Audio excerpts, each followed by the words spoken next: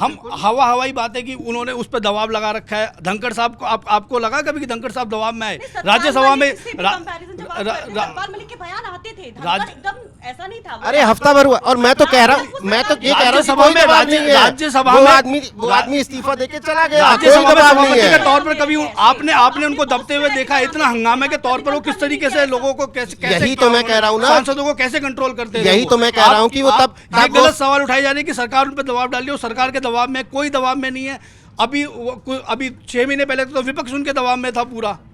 सरकार विपक्ष कह रहा था कि ये सरकार मैं तो ये कह रहा हूँ, चलिए मैं तो ये कह रहा हूँ कि सरकार ने उनके ऊपर दबाव डाला, ये भी नैरेटिव गलत है। सरकार ने उनके ऊपर अपनी बात मनवाने के लिए बात कही और वो इस्तीफा देके चले गए। दबाव में तो तब आता वो आदमी जब मान लेता सरकार की बात। बचकाने व्यक्ति नहीं है वो, गुस्से में इस्तीफा दे देंगे। इतने बचकाने व्यक्ति नहीं है, इतना बड़ा पोस्ट पे रहा, इतने बड़ा पॉलिटिशियन हो, क्या इतनी सी बात पे आहत हो जाएगा कि मुझे एक मीटिंग में नहीं बुलाया गया? वो सुषमा पांडे हो सकती हैं, लेकिन इतनी सी बात नहीं है ना। अब तो जेडी वैन से मुलाकात, मर्सिडीज की गाड़ियां, मंत्रियों के दफ्तरों में प्रधानमंत्री और राष्ट्रपति के साथ मेरी तस्वीर भी लगाई जाए। अब तो पूरी लिस्ट आ गई है।